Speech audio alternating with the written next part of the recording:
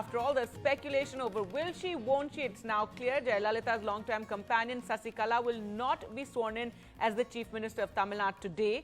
Governor C. Vidyasagar Rao, who is to administer the oath of office, is in Mumbai and has cancelled all his plans in Tamil Nadu and is in no hurry to rush back.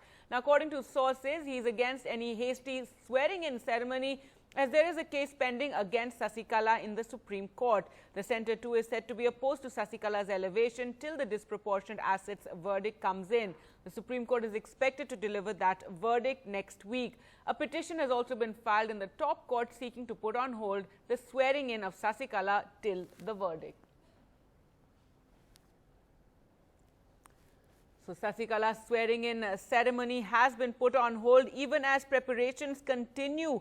In Chennai, we've seen since yesterday, hectic preparations have been underway and areas have been cordoned off. But even as the AIADMK is preparing for that swearing in, the governor is reluctant. He's said to be pondering over this hasty elevation of Sasikala to chief ministership and is seeking legal opinion as well, as there is a case pending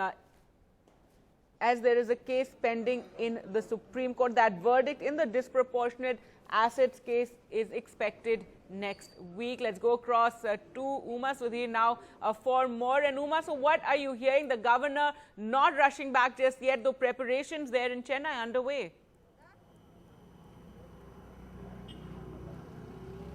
Preparations certainly are underway here in Chennai at the Madras University Centenary Hall, where Sasikala was hoping to take oath as Chief Minister today. But what we are hearing from the governors, from sources, is that the governor is not planning to come to Tamil Nadu, in fact, either today or tomorrow. In fact, he had a convocation address that he was to deliver at Bharathiar University in Coimbatore. And in fact, we were being told that especially a craft would be kept there by the Tamil Nadu government to bring him here. But he has now sent in his apologies, saying that he will not be attending that. And more importantly, what we understand is that the governor is not inclined to, give the oath of office to Sasikala at this juncture. He would rather that they wait out till the disproportionate assets case verdict is given. What we understand also is that he has consulted legal experts, and they have cited the example of 2001 when Jayalalitha, after being convicted by a lower court, had gone and appealed for a higher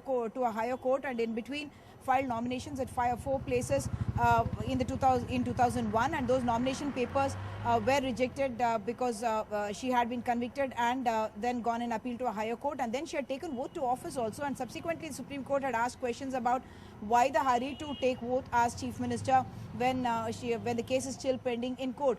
But AIADMK sources are pointing out that there's a critical difference between then and now, because in this case it's the acquittal that has happened. It is not a conviction in a lower court. The Karnataka High Court had acquitted Sasikala, and now the Karnataka, the prosecution has gone and appealed in the Supreme Court. So that is the critical difference that they are drawing, that in that case it was a conviction, in this case it is an acquittal. But from what we understand, there is also, of course, the centre's own role in this entire issue. The BJP has on more than one occasion said that they would like to deal rather with Mr. Paneerselvam rather than with Sasikala.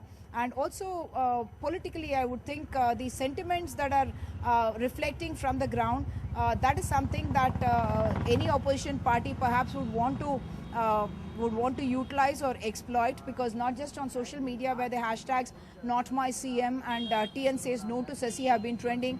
There was a rapper who sang a song, in fact, right here on the day that she got elected to the legislature party leader. And we have been hearing voices on the street who also believe that Sasikala should in fact first get elected either through a by-election and then only become an bid for Chief Minister or try to become the Chief Minister. And that is something, that is a sentiment that people here would, the opposition parties would want to exploit. Also, even though the AIADMK did know that the BJP was not in favor of Sasikala's elevation, they went ahead with their plans, and one can read into that the meaning that the AIADMK realizes that the BJP needs the AIADMK's 50 MPs more than perhaps the AIADMK needs the BJP. So that is also a calculation because of which Sasikala perhaps decided to go ahead, and OPS becoming more comfortable, the Chief Minister OPS Pannirselvam becoming more comfortable in that chair and gaining more acceptance not just from the centre but also from the opposition party here was something that perhaps did not go down well with the Sasikala camp. Back to you, Gargi.